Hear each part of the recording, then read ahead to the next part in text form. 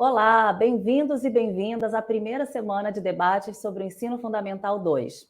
Ela foi organizada pela Gerência dos Anos Finais da Secretaria Municipal de Educação do Rio de Janeiro, em parceria com a Coordenadoria de Diversidade, Cultura e Extensão Curricular, com a Gerência de Relações Étnicos-Raciais, com a Gerência de Projetos Pedagógicos Extracurriculares e a Escola de Formação Paulo Freire e a Multirio. Nossa transmissão está sendo realizada pelo aplicativo Rio Educa em Casa e pelos canais da Multirio no YouTube. Ao longo dessa semana, tivemos ações e reflexões inspiradas, muito inspiradoras, sobre temáticas significativas para ficarmos por dentro do Ensino Fundamental 2. A sua transmissão está sendo realizada pelo aplicativo Rio Educa em Casa e pelos canais da Multirio no YouTube. Serão 5 dias cheios de atividades síncronas e assíncronas, presenciais e remotas, tudo com o objetivo de promover reflexões inspiradas em temáticas significativas para os educadores que atuam no segundo segmento. A programação vai contar com vivências que vão acontecer presencialmente em diferentes locais da cidade. Temos ainda, de forma virtual, mesas temáticas com especialistas e convidados da nossa rede, e rodas de conversas, que é um espaço de trocas e experiências, de ampliação de repertório e diálogo com diferentes setores da Secretaria e as gerências de educação e os profissionais da nossa rede. Nossa programação detalhada você encontra no link aqui abaixo na descrição do vídeo, tá bom? Eu sou Vanessa Jorge, mulher parda, favelada do Complexo da Maré, mãe de meninos, dançarina, professora de geografia.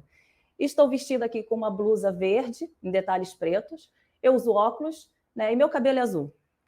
E vou mediar essa mesa temática de hoje. Territórios, saberes e sujeitos plurais. Então, a gente vai falar sobre lugares de escuta, lugares de fala, a escola como território de confluências, o corpo como território, ressignificação de espaços e muito mais. Então, para completar essa mesa, eu convido Vinícius Natal, doutor em antropologia pela UFRJ, possui doutorado em História da Arte pela UERJ, pesquisador do OBCAR, Observatório do Carnaval da UFRJ, Núcleo de Estudos de Ritual e Sociabilidade Urbana da UFRJ e pesquisador da Acadêmicos do Grande Rio, onde, para o ano de 2020, elaborou junto de Gabriel Haddad e Leonardo Bora o enredo Tatá Londirá, o canto do caboclo no Quilombo de Caxias, sobre o pai de santo Joãozinho da Gomeia e o enredo campeão do Carnaval de 2022. Fala Majeté, 7 chaves de Exu. Bem-vindo, Vinícius. Olá, tudo bem? Bom dia, boa tarde, boa noite a todos. Tudo bem, sim.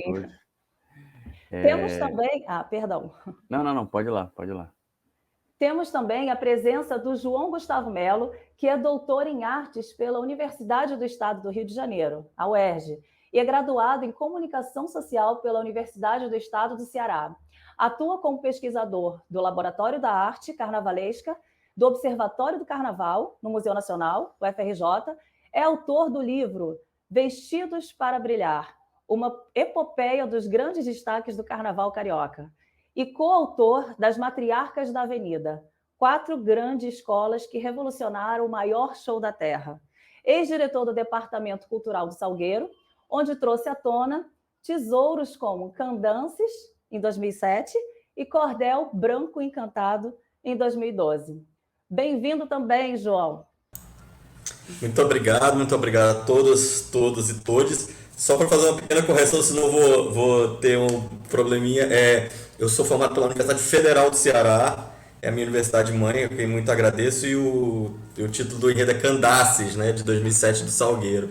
Obrigado aí pela oportunidade, um prazer dividir a tela com você, Vanessa, e com o Vinícius.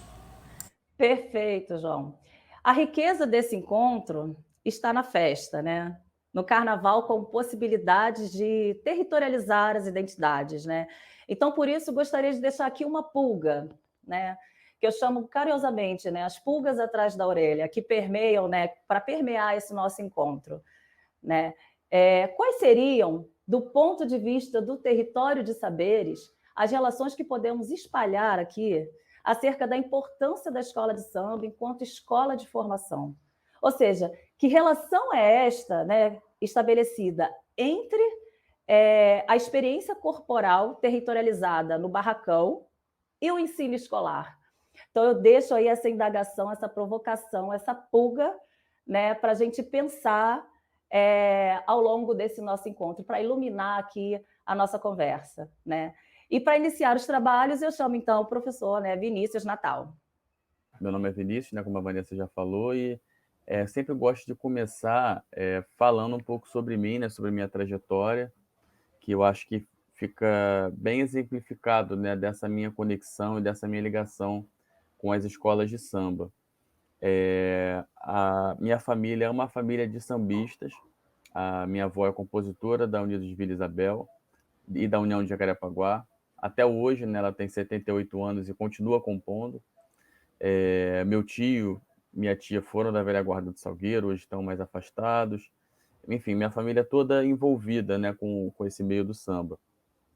E eu sempre gosto de falar que a primeira visão que eu tive, a primeira vez que eu vi o mundo fora da minha casa, fora da minha família, foi a partir das escolas de samba. Foi quando eu fui para a quadra da Vila Isabel com a minha avó e eu comecei a ver outras coisas que não eram da minha família, que não eram coisas próximas, né? Então, eu comecei a ver o mundo a partir da porta-bandeira, a partir da bateria, a partir do que significava quadra, a partir da aula de baiana, principalmente dessas relações, né, que se teciam ali dentro, das pessoas que me conheciam, das pessoas que eu passava a conhecer. Então, esse mundo foi se desenhando a partir dessa visão interna dentro da escola de samba. Enfim, aí o tempo foi passando, né? Fui conhecendo outras coisas. Acabei fazendo faculdade de História, depois mestrado e doutorado em Antropologia, mas sempre lidando diretamente com o samba e com as escolas de samba como parte do meu cotidiano, né? E como objeto de estudo. E aí acho que assim, é um primeiro ponto a falar, porque acho que assim como eu, né, que fui uma criança que cresci dentro do samba, você tem hoje diversas outras crianças que olham o mundo também e que enxergam a sua vida social inteira dentro de uma quadra de escola de samba, com pais, mães, tios, tias que são sambistas, e acho que esse é um ponto importante. Por outro lado, eu acho que a gente tem dentro de uma estrutura de produção de conhecimento, acho que na cidade do Rio de Janeiro, no Brasil de um modo geral, a enxergar as culturas negras como algo menor, né? A enxergar as culturas, e eu sempre gosto de usar esse termo, né, da escola de samba como uma cultura popular negra, que acho que cultura popular acho que cabe, acho que está correto, mas acho que é muito abrangente, né? O que é essa cultura popular? Quem é que define o que é cultura popular? E quando a gente olha para dentro das escolas de samba, apesar de muita gente achar que não, mas ainda é um espaço de manifestação majoritariamente negro, né? Quando você olha para uma bateria, para uma ala de passista, para uma ala de baiana, né? Você vê, enfim, um contingente imenso e você vê essas práticas acontecendo ainda. Vamos falar um pouco sobre isso. Então, eu acho que há uma produção acadêmica, há pessoas que estão pensando sobre isso, né? Principalmente sobre essa relação entre samba e escola formal, mas as escolas de samba ainda são enxergadas como algo menor, como algo menos importante que uma ópera ou que outra manifestação cultural, por exemplo. E acho que essa é a primeira coisa que a gente tem que debater, né? Por que as escolas de samba são consideradas como algo menor? A quem interessa que ela seja considerada como algo menor? Acho que esse é o primeiro ponto. E aí eu acho que cabe lembrar, se a gente está falando de outras práticas de educação, da educação como terreiro, né? Acho que essa ideia do corpo encruzilhada, né, que a professora Leda Maria Martins ela cunha, o professor Luiz Antônio Simas também trabalha, o professor Rufino, essa ideia desse corpo que é atravessado, né, não só por muitas identidades, mas eu acho que por muitos territórios, por muitas vivências, né, inclusive vivências temporais, né? Não há um corpo preto ou pardo hoje que não seja atravessado pela memória da escravidão brasileira e que teve suas famílias diluídas e, enfim, que teve sua história, seus nomes, suas identidades omitidas durante muito tempo. Então, acho que essa ideia desses corpos que são encruzilhadas, que são atravessados por diversas coisas, é muito importante para a gente entender, né, o quanto o nosso corpo sambista também ele está se atravessando e está se influenciando por essas diversas outras dimensões sociais que muitas vezes a gente não enxerga. Mas aí, só voltando, acho que cabe a gente lembrar que as escolas de samba, elas são frutos, né, do período do pós-abolição da escravidão, onde na década de 20, década de 30, filhos e netos de escravizados resolvem criar uma associação cultural, que a gente vai chamar de grêmios recreativos. E esses grêmios recreativos, eles se desenvolvem na cidade de uma maneira muito inteligente, mediando com o poder público, né, mediando com o governo Vargas, por exemplo, na década de 30, mediando com os atores locais, né, como o Jogo do Bicho, né, como hoje a gente tem dentro das comunidades, as escolas de samba têm que mediar com o tráfico de drogas, com a milícia, com diversos atores, com o governo federal, o governo estadual. E essa mediação, né, que vai fazer com que as escolas de samba permaneçam durante quase 100 anos. Né? A gente vai ter uma série de comemorações agora de 100 anos, vai começar, né, com a Portela, que vai reivindicar esses 100 anos agora, então vai comemorar 100 anos, enfim. Então, acho que é um pouco isso, assim, a escola de samba nasce desses núcleos de sociabilidades negras, né? São fundadas nos quintais e nos terreiros, né, por famílias, por grupos de amigos que viviam nessas comunidades, como uma estratégia de sobrevivência, né, e de inscrição das suas práticas culturais dentro da cidade. Porque se a gente for pensar uma ideia de cidadania, né, se a gente for pensar o período pós-abolição, né, a gente vai pensar, né, as escolas de samba feitas por sambistas, né, obviamente, você vai pensar que essa galera fazia parte de uma cidade, de um projeto de país que deveria ser deixado de lado, né?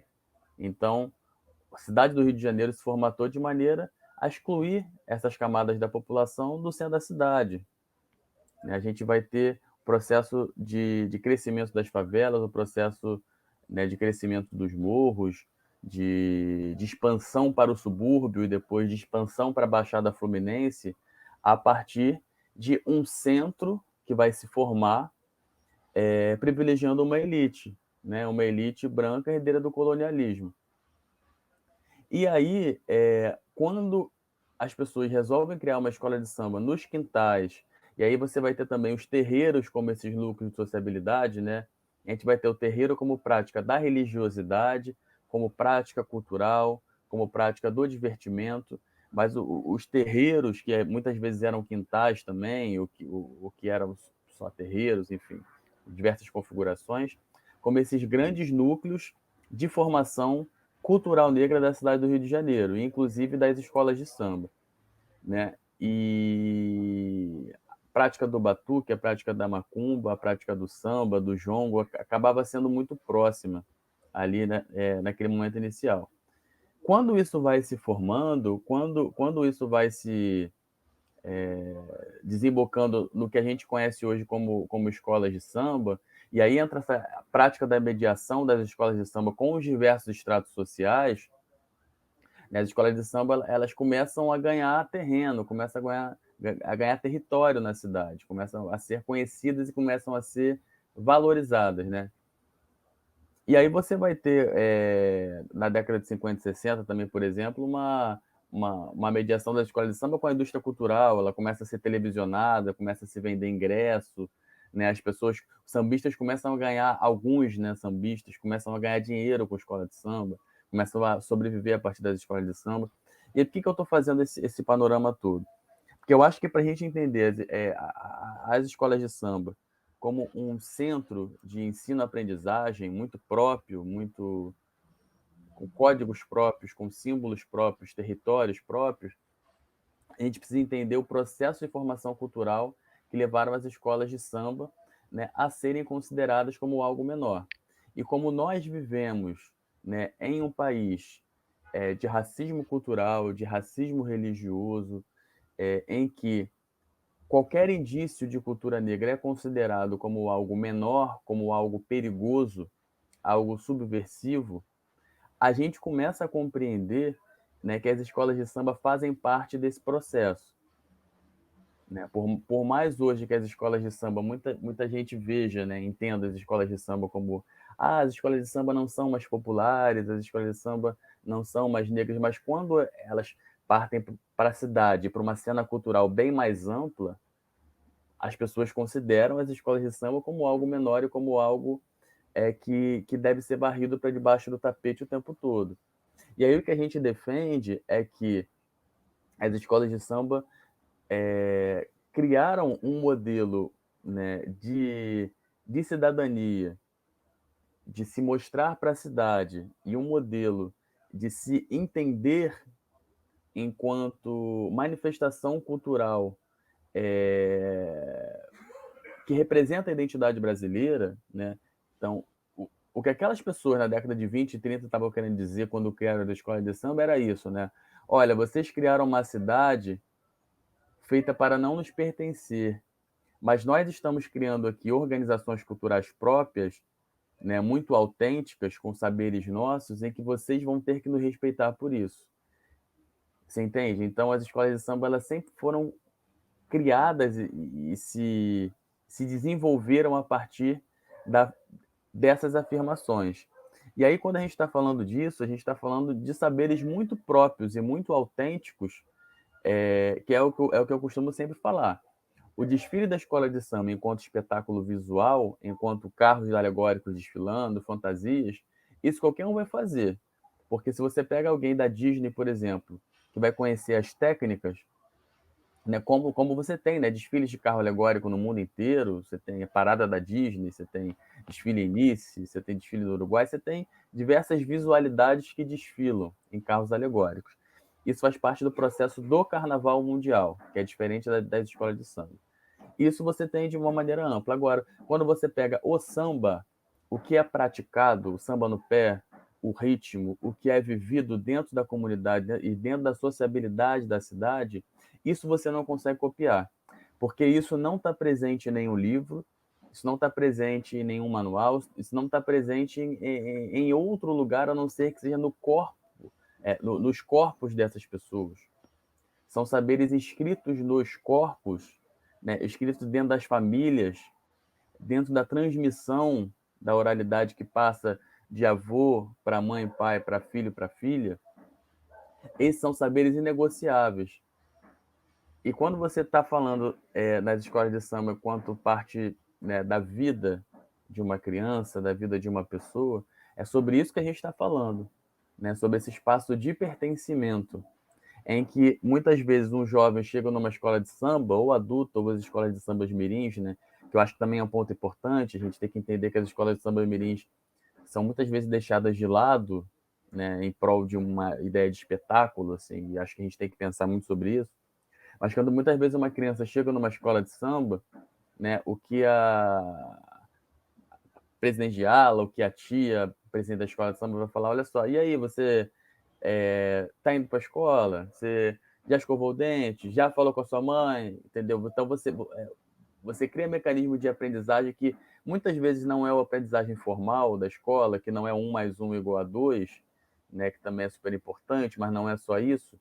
É o aprender a se portar no mundo, a entender o mundo, né? Aprender a respeitar o próximo, aprender a entender os conceitos chaves, né? Como de diversidade, como de inclusão, enfim, diversas outras coisas. Então, só para concluir, eu acho que é um pouco isso. Assim, eu acho que quando a gente está falando da escola de samba como um local de produção de conhecimento, né, e também como um local de ensino-aprendizagem, a gente está falando, né, de uma manifestação cultural afrodiaspórica, que se criou lá na década de 20, né, que se criaram na década de 20 e 30, que se espalharam para o Brasil inteiro, né, porque hoje a gente tem escola de samba não só no Brasil, mas no mundo inteiro. Então, quer dizer, é um modelo cultural bem sucedido e talvez, né, não tenho problema em dizer que talvez seja o modelo cultural mais bem sucedido do mundo, que se espalhou pelo mundo inteiro e sobrevive há quase 100 anos. Então a gente está falando disso, né? E de pessoas que sobrevivem e que vivem a partir das suas vivências cotidianas, né? Então, né, a gente tem essa frase do samba do Nelson Sargento, que a gente sempre repete, né? Que o samba agoniza, mas não morre. E acho que é um pouco isso mesmo, né? Eu acho que por mais que ele sempre tenha uma ameaça, que a gente sempre esteja falando uma ameaça que o samba vai acabar, que não, que etc., que está se transformando, eu acho que não, né? Eu acho que ele vai sempre se transformar, vai sempre se adaptar aos seus dias e não é nenhuma organização administrativa superior, não é o governo do estado que vai fazer com que ele não morra. Eu acho que o que vai fazer com que ele não morra e continue sendo esse espaço importante para muita gente são os próprios sambistas, são as famílias que mantêm as escolas de samba de pé. Então, acho que de início é isso. Obrigado, agradeço. Caramba!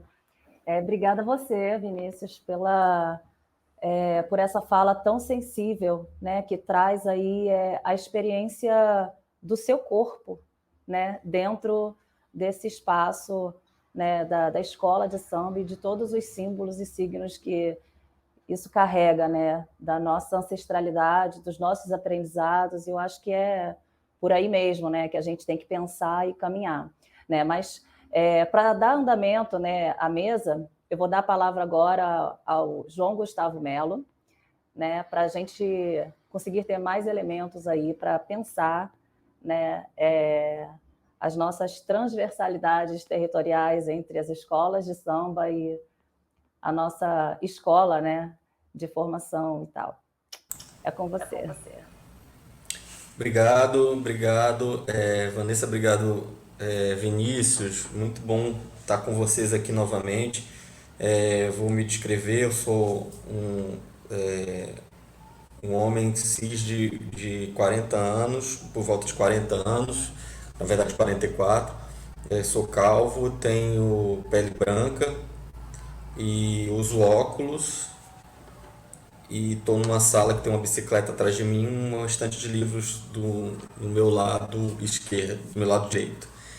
E gostaria de falar um pouco, quando se fala questão de território, eu queria começar falando um pouco da minha diferenciação com relação a essa experiência do Vinícius. Isso é muito enriquecedor, porque eu sou cearense, não sou carioca. Me apaixonei pelas escolas de samba de forma mediada. O que quer dizer isso? Eu via, como muita gente ao longo do Brasil, né, ao redor do Brasil, me apaixonei por essa manifestação cultural escola de samba pela televisão. Então não foi pela experiência de familiares ou de qualquer outra pessoa do meu laço consanguíneo que fizesse parte.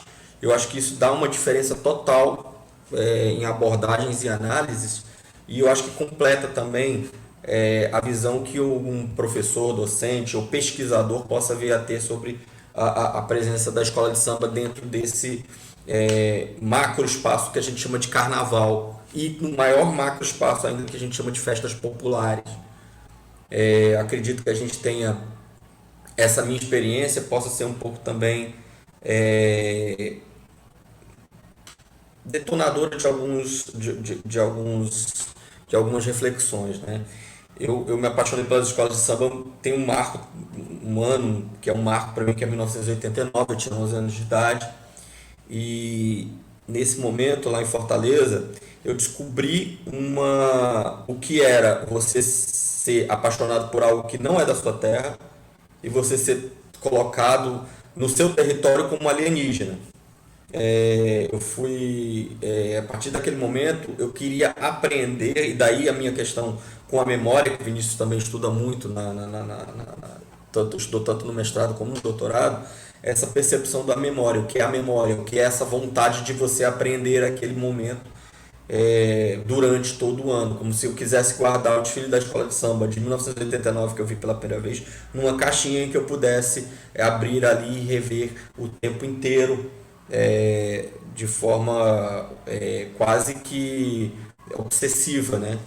Então, a partir daquele momento que eu me considerei, né, um estranho diante daquele... E esse estranhamento me foi colocado, ele não saiu de dentro para fora. Ele foi colocado por pessoas que diziam, quando estava no mês de junho batucando sambas de 89, como Festa Profana da União da Ilha, como Ratos e Urubus da Beija-Flor, as pessoas me diziam, por que você está fazendo isso? Essa não é, tipo assim, a mensagem explícita, isso não é a nossa cultura, isso não é a sua cultura, não é o seu berço e não é o seu chão. E eu tomei a decisão, nos anos 2000, de me mudar para o Rio de Janeiro, após me formar em jornalismo, onde na Academia Cearense, na Universidade Federal do Ceará, eu tive alguns obstáculos com relação a trabalhar o objeto sujeito escola de samba. Eu fiz uma monografia, um TCC hoje que chamam, né, mas é uma monografia, enfim, acadêmica, escrita a partir do enredo Ratos Urubus Larga Minha Fantasia, a partir do conceito chamado análise de imagem, né, de uma categoria de análise de imagem. E poucos professores, a não ser meu orientador, o professor Gilmar de Carvalho, ele acreditou nesse processo, nesse objeto, e a partir disso a gente foi trabalhando. Mas eu tive uma banca que meio que desprezou esse elemento por não considerar um trabalho local, um trabalho que tinha mais a ver com problemas de comunicação mais próximos, né, com a proximidade territorial cearense, realidade que a gente pode chamar dessa construção, essa construção imaginária que é o Nordeste. Então era um trabalho voltado para, na cabeça de alguns avaliadores, seria um trabalho voltado para um problema do Sudeste. Então eu tive essa percepção que foi se ampliando à medida de que as coisas foram acontecendo, e de repente eu me vi num espaço que não era mais o meu. E aí vim para o Rio de Janeiro, fui abraçado. E aí essa questão da territorialidade da escola de samba, que ela tem que ser, na minha visão, estudada de uma maneira muito específica, porque ela é uma rede capilar, né? As escolas de samba, você tem quadra de escola de samba, como o Vinícius falou, na Intendente Magalhães, com a União de Jacarepaguá, a qual a dona Ivanise e a avó dele pertence. Tem a Vila Isabel, tem aqui no centro o Estácio de Sá, tem na zona, no extremo oeste do Rio de Janeiro com Santa Cruz, e até para a gente pensar o que é essa questão de centro e periferia. Eu, em Fortaleza, fui morador de uma área periférica, né, enquanto toda a minha família morava nas zonas ditas centrais. Então tive essa experiência de saber o que era centro, periferia, o que isso quer significar. O que é esse centro periférico, o que é esse centro periférico e essa periferia central. Eu acredito que o que me chamou, o que me atraiu foi esse modelo espetacularizado das escolas de samba. Eu digo isso sem nenhum problema, porque ela de alguma maneira ela nos capta, né? Essa questão da visualidade e também da questão do samba, como o Vinícius falou. A partir disso, dessa minha chegada ao Rio de Janeiro, eu pude perceber como cada escola de samba tinha a sua marca identitária de acordo com o seu território, mas não só isso. O que esse território, o que essas pessoas que constituem esse território trazem na memória das suas peles. E essa memória da pele, ela é fundamental para a gente construir e entender um pouco mais o que cada escola de samba quer dizer. Eu fui da diretoria cultural do Salgueiro, pertencente ao quadro da diretoria cultural do Salgueiro durante 19 anos, e eu acho que essa construção de memória e essa constituição também de saberes, elas se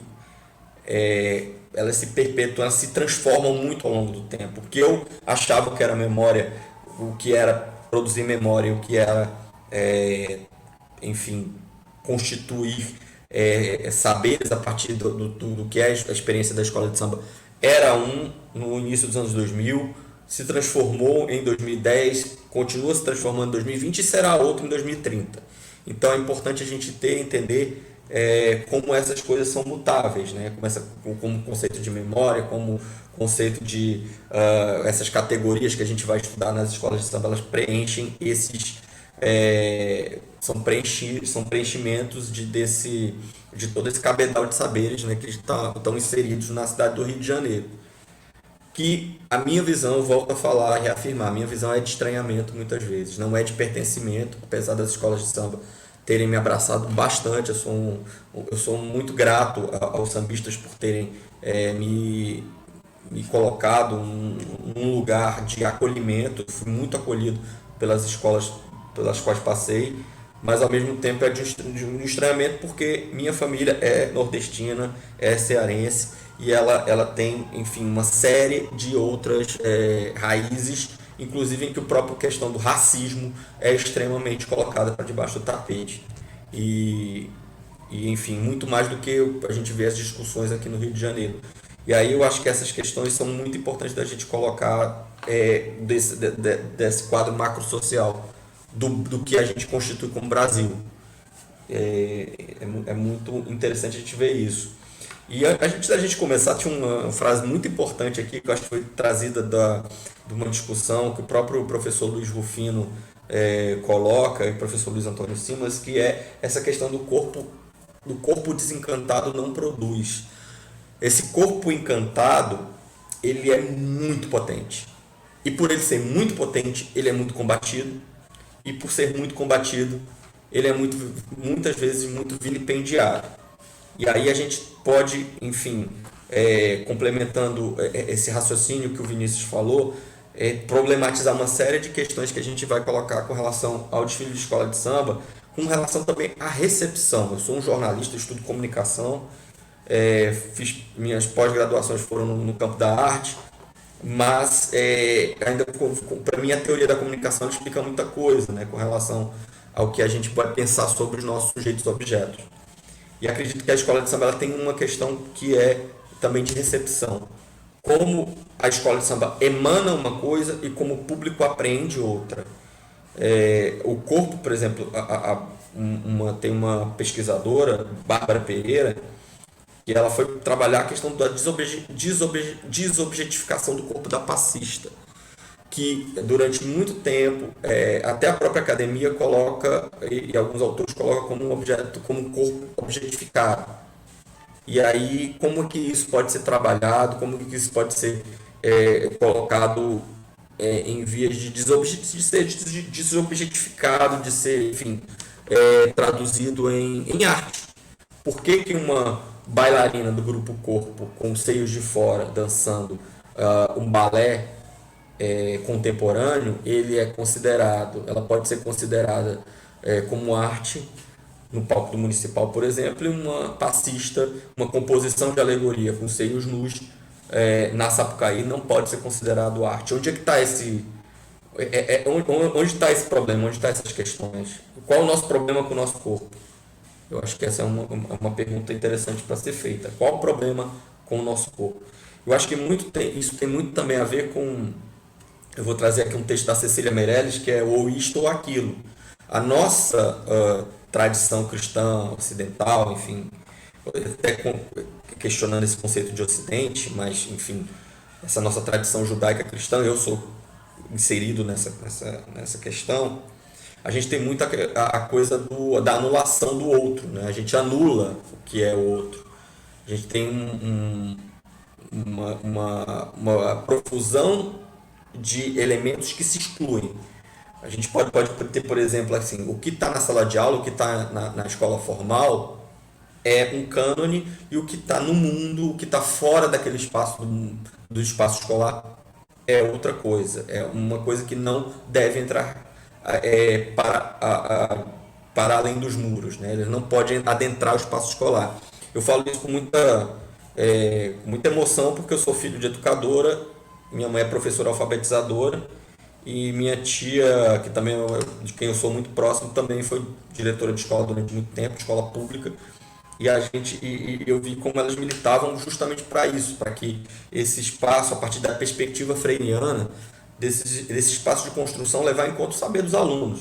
Eu frequentei uma escola, sou mais velho que o Vinícius e posso falar isso de cátedra, num espaço de escola que dizia em que você tinha que aprender os afluentes do Rio Amazonas, em que você tinha que aprender, decorar os nomes dos heróis de guerra. Esses heróis de guerra não eram questionados, eram quase praticamente uma doutrina.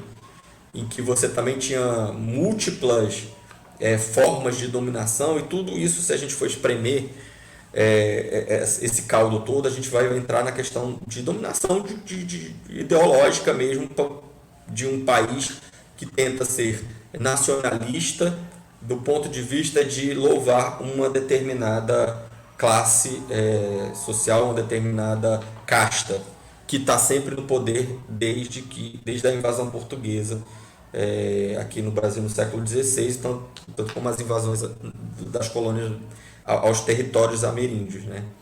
Então a gente pode perceber isso, que a partir dessa frase, né, o corpo desencantado ele não produz. Eu acho que isso é muito importante para a gente perceber.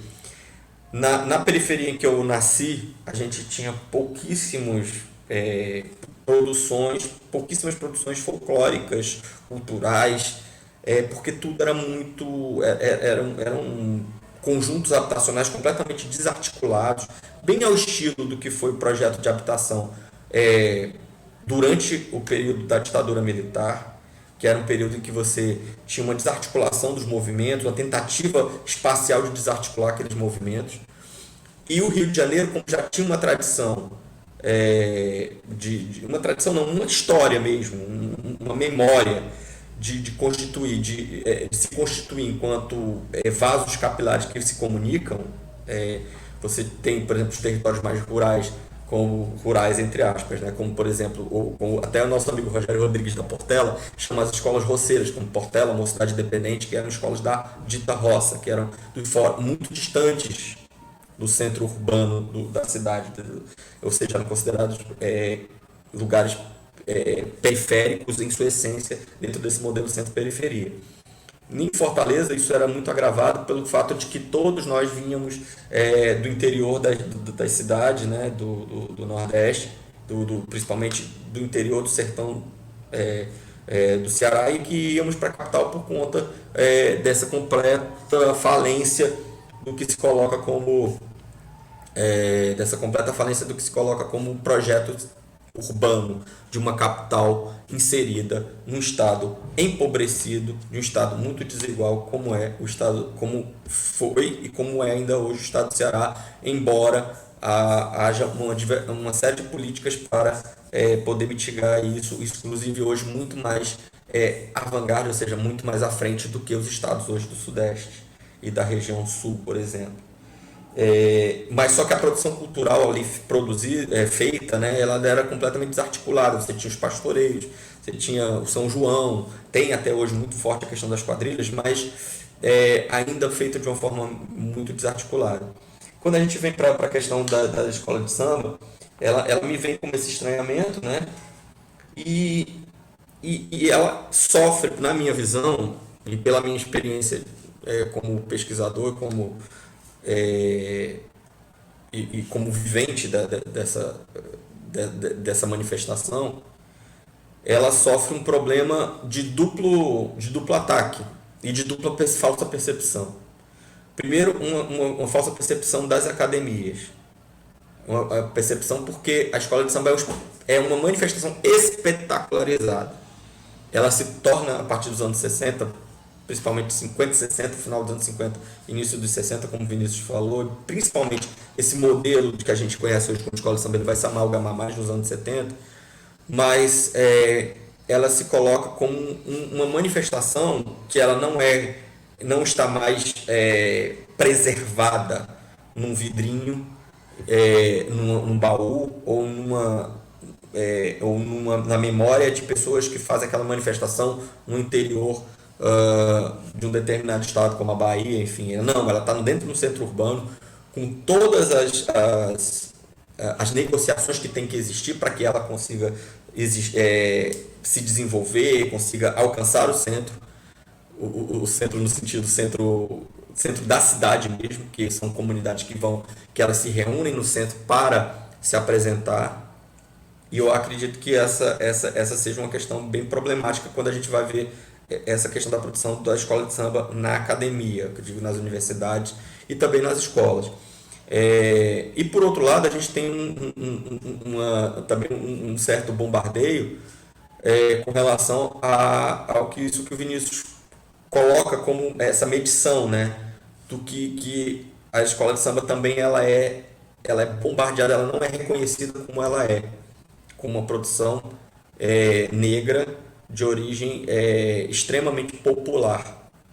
E até hoje a gente pode questionar essa visão ambivalente das escolas de samba como um produto da indústria cultural, que hoje está inserido na indústria cultural, ou mediada pela indústria cultural, pela maior rede de televisão, uma das maiores redes de televisão do mundo, mas que tem ali, batendo, produzindo o seu principal, a sua base, uma mão preta.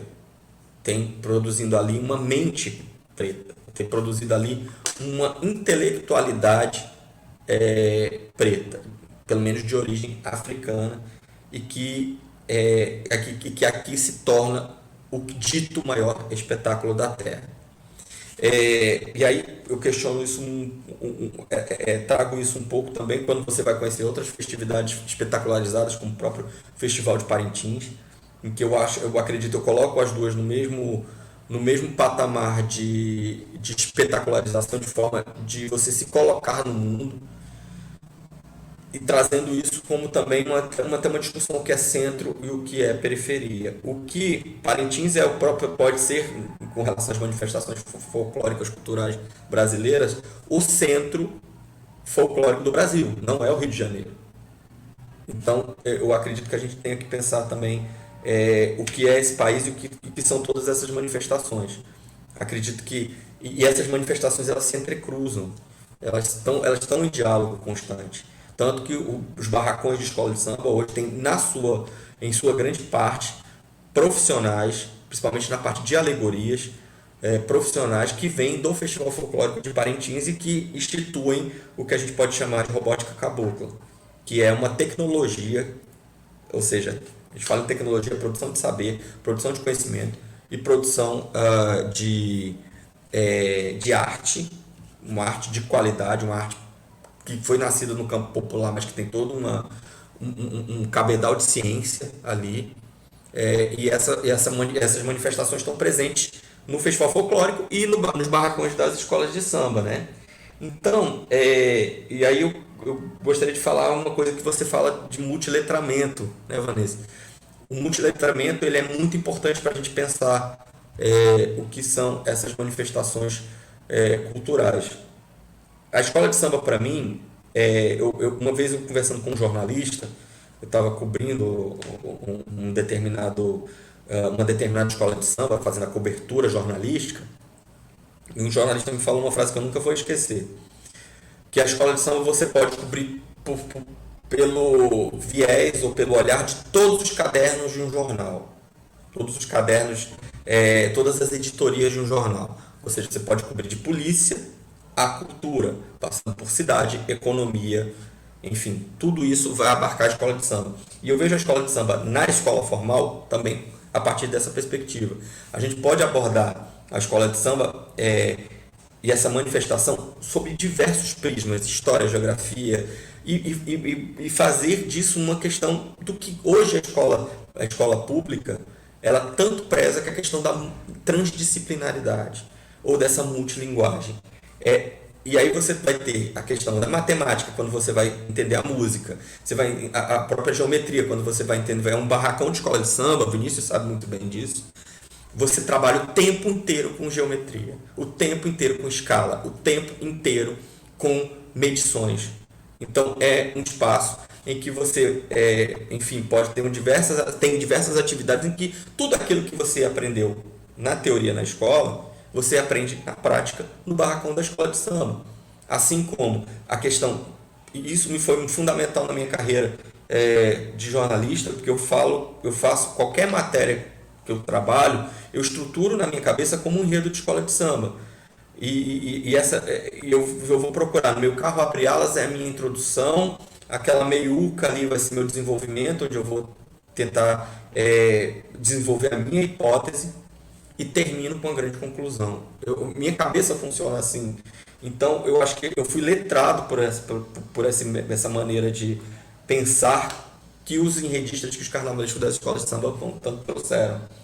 Eu lembro muito da minha mãe ao ensinar, ao pegar uma letra de samba enredo, ela lá no Ceará, um enredo do samba da Imperatriz Leopoldinense que falava: da guerra nunca mais esqueceremos do patrono do Rim imortal, que enfim, ela pegou pela estrutura oracional dessa frase feita por poetas populares. É muito bom a gente entender isso. Poetas que muitas vezes não eram considerados, não tinham uma formação escolar tão preciosa ou precisa como a gente pode colocar de forma até no senso comum, mas que faziam poesia como como qualquer outro poeta. Então você tem frases construídas por grandes autores que podem, assim como Martinho da Vila reinterpreta, por exemplo, Martinho da Vila, que é um intelectual e que ele vai trabalhar no Sonho de Sonho, que é um samba de enredo da Vila Isabel, ele vai reprocessar o poema Sonho de um Sonho, de Carlos Drummond de Andrade, feito nos anos 50. Ou seja, tudo isso é muito importante. Eu acho que é muito bom de se trabalhar e de se ter em mente na hora da gente pensar o que é a escola de samba e o que é a escola formal. E gostaria de arrematar esse meu pensamento trazendo um dado, uma visão empírica disso, né? Uma visão, uma observação interessante.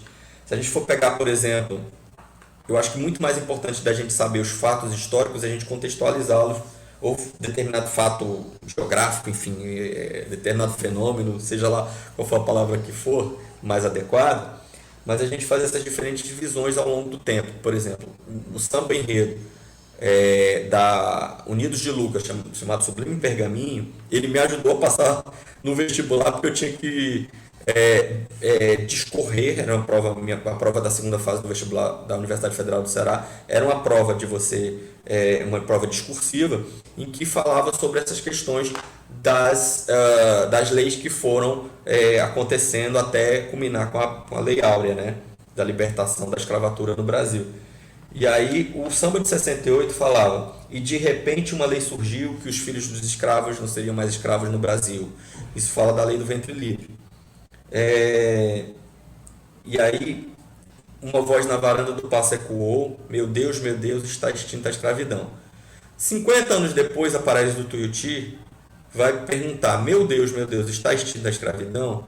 E vai fazer um paralelo e vai questionar o próprio samba da Unidos de Lucas e vai questionar o próprio sistema capitalista, ao trazer o tema da reforma trabalhista, então em voga, que nos coloca numa posição de extrema vulnerabilidade social, e que hoje se discute de forma uma coisa que é dada. Isso, a reforma trabalhista nos precarizou, não construiu trabalho, postos de trabalho, pelo contrário, a gente está cada vez, o trabalhador brasileiro está cada vez mais precarizado, mas de uma forma ou de outra ele reconstitui, ele vai questionar: meu Deus, está extinta a escravidão?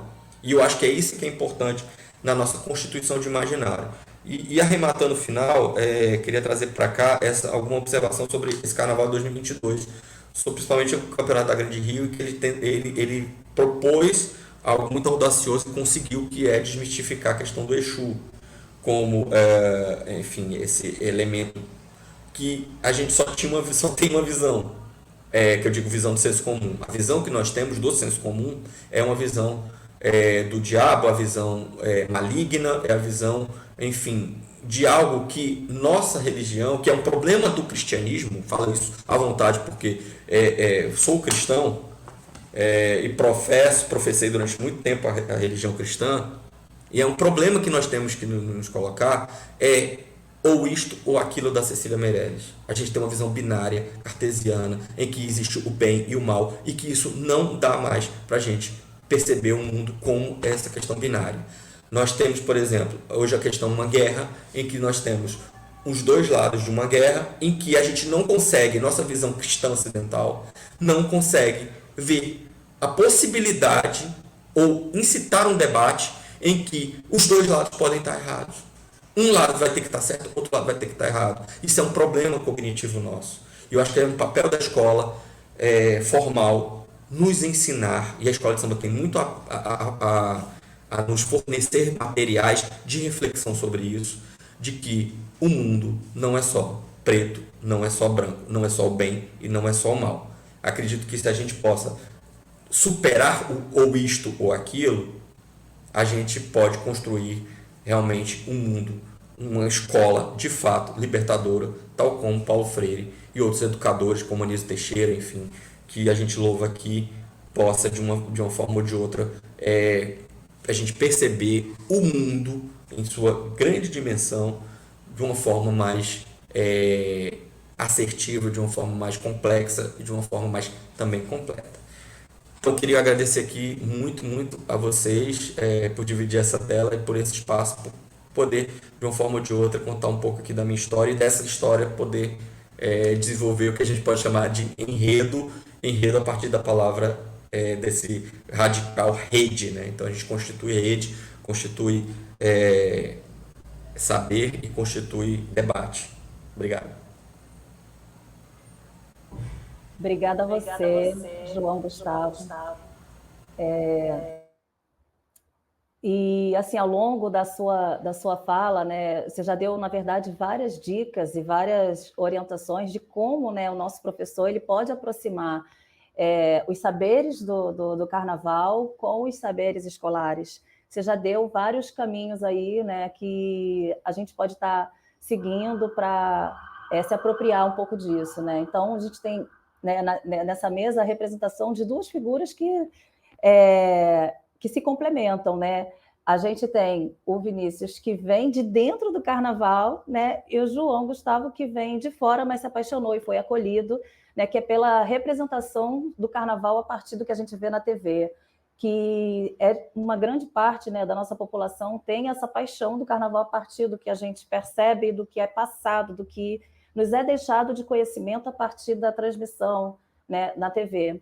E aí fica até assim uma crítica, né? Eu acho que a gente precisava conhecer mais desses bastidores dos barracões, do carnaval, de como é que funciona todo esse processo de elaboração ao longo do ano. Porque se a gente pensa, né, o Brasil enquanto o carnaval enquanto um espetáculo, né, do Brasil, do país, e como parte da identidade de muitas pessoas, né, não pode ser só apresentado nas proximidades do evento, ele tem que ser mostrado ao longo do ano também, né? E o que a gente tem muitas vezes é só o resultado final, que é transmitido pela TV. Aqueles bastidores de como é feito todo o processo, né, ele é feito de forma fragmentada, só nos é deixado ver pela transmissão, né, televisiva aquilo que desejam, e muitas vezes fica até um olhar estereotipado da coisa, né?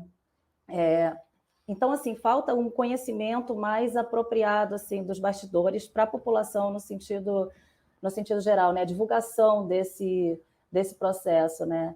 Eu até me questiono, assim, como a escola, né?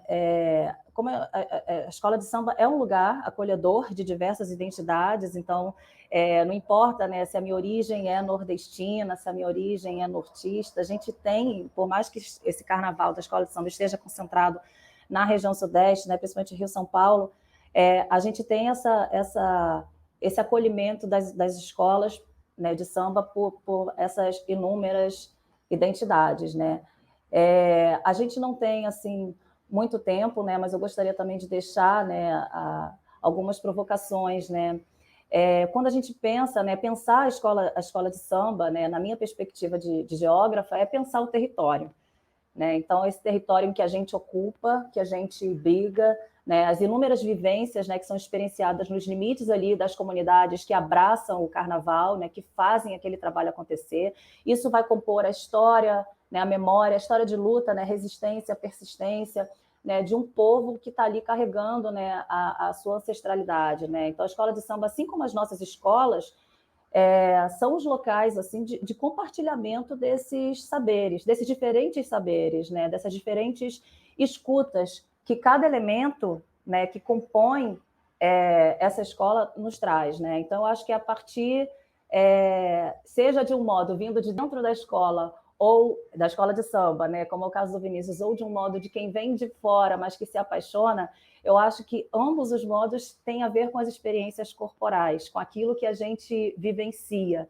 Então, aí eu queria deixar também uma provocação, né, uma pulga, né, para o nosso professor que está assistindo. Né? Se a gente for pensar, né, qual o enredo que a nossa escola está contando, né, que a escola que a gente trabalha está contando, né, como é que a gente está sambando, né, qual é o passo que a nossa bateria está tocando, como é que está a harmonia das atividades, né, que vivências corporais, né, a gente, enquanto professor, está proporcionando aos alunos de modo a que ele experimente as vivências, né, os saberes, né, que cada um está trazendo. Porque aprender, né, sobre a perspectiva do corpo, a gente está vendo isso aqui, né, fixa, né, na nossa memória. Né? O nosso corpo ele traz as rugas, ele traz as cicatrizes daquilo que a gente viveu. Né? Então, são as experiências pelo qual o nosso corpo passou. Né? Então, onde eu fui, que lugares eu visitei, o que foi que eu fiz, onde eu caí, né? Por que eu me machuquei, que marcas são essas cicatrizes emocionais que a gente carrega. Né? Então, eu fico com o corpo, né, enquanto o território do saber, né, das coisas que a gente pode, que a gente aprende porque a gente vivenciou. Então, é uma provocação que eu faço, né, aos nossos professores a aprender pela experiencialização, pela vivência, né, pelo deslocamento desse corpo. Colocar os nossos alunos para se deslocar, colocar esses nossos alunos para falar de suas experiências corporais, dos lugares por onde eles passaram. Eu acho que a gente tem muito a enriquecer com essa escuta, né, com esse saber. Né? Enfim, chegamos ao fim, né, desse encontro, né, da semana, mas eu gostaria que vocês se despedissem e dissessem aí, né, as palavras finais de vocês em contribuição a tudo isso que a gente aprendeu aqui hoje. Tá? Com vocês. Bom, então começo. Queria agradecer muito a acolhida, né, a conversa. Acho que esse é o caminho, né? Também me colocar à disposição para quem quiser trocar ideia nas redes, pode me adicionar no Instagram, Twitter, @vfnatal, tá? E acho que a gente tem que seguir, né, acho que batalhando não só pela escola de samba, pela escola formal, mas pelo mundo, né, que a gente quer construir a partir de agora, né? Passamos por um momento muito complicado, que nos colocou em xeque mesmo, né, sobre o que a gente quer. E acho que não tem jeito, a gente vai ter que assumir essa responsabilidade. Mas agradeço a todo mundo da SME e estamos aí, estamos juntos. Professor João Gustavo, suas palavras finais. Agradeço demais aí pela participação e, sobretudo, corroboro as palavras do Vinícius. Acho que a gente vive hoje um momento, uma encruzilhada, Perfeito. trazendo muito essas questões sobre exusíacas, né? Que até o próprio professor Luiz Rufino e o Luiz Antônio Simas trazem também a pedagogia das encruzilhadas. A gente está numa encruzilhada em que a gente precisa tomar caminhos diferentes para não termos os mesmos resultados. Acredito que a escola formal tem um papel muito interessante. A Secretaria Municipal de Educação tem tido um trabalho incansável com relação a isso, nessa gestão, e que a gente possa realmente somar conhecimentos, compartilhar conhecimentos, e que esses conhecimentos eles estão no mundo, eles estão dados, eles são traduzidos, vamos dizer assim, na sala de aula, eles são trabalhados nesse grande laboratório de sala de aula, mas eles estão no mundo. Eu acredito que o professor tenha um papel preponderante nessa transformação. A gente quer transformar o mundo. Todos nós temos esse consenso. O mundo tem que ser transformado, tem que ser melhorado, tem que ser ampliada a nossa visão. Eu acredito que as escolas de samba podem contribuir muito, e as festas populares também. Queria agradecer muito a vocês. Muito obrigada, professor Vinícius Natal e professor João Gustavo Mello, pela participação da mesa de hoje, né, que compõe a primeira semana de debate sobre o Ensino Fundamental 2. Né? Então, obrigada a todas e todos. que compartilharam até aqui, né? Não se esqueçam de avaliar nosso encontro. A Escola de Formação Paulo Freire disponibilizou um link para isso e ele vai estar aqui embaixo, ó, na descrição do vídeo, tá? Então, com a avaliação preenchida, né, somente com essa avaliação é que vocês vão poder receber o certificado de participação dessa semana, tá bom?